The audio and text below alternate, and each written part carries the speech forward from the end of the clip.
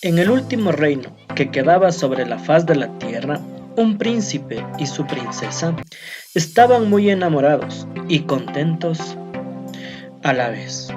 Pero un día, oh la sorpresa, la princesa se fue a buscar flores en el bosque para adornar su reino.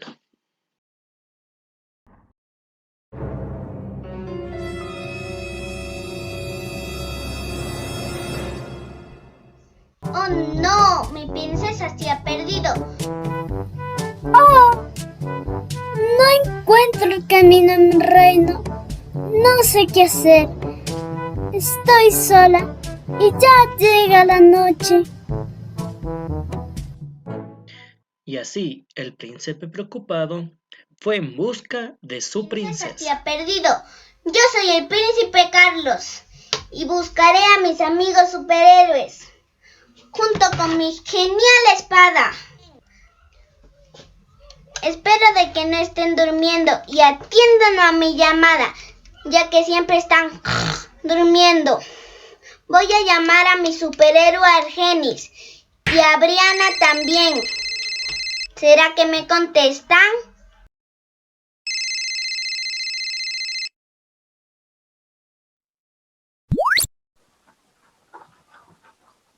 Hola, querido príncipe, ¿en qué te puedo ayudar?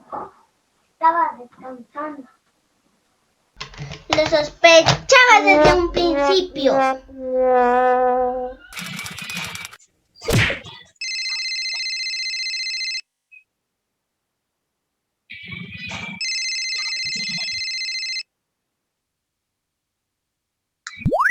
¿Aló? ¿Qué pasa, príncipe? ¿Por qué me llamas tan temprano? Déjame dormir.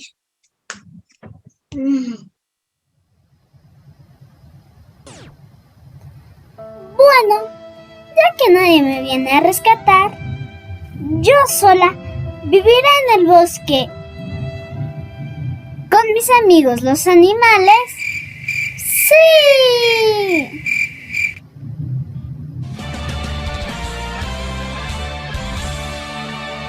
Juntas vamos a salvar a tu princesa. No te preocupes. Juntos vamos a salvar a tu princesa. No te preocupes. Y después de salvar a su princesa, fueron todos al reino a tomar una taza de chocolate.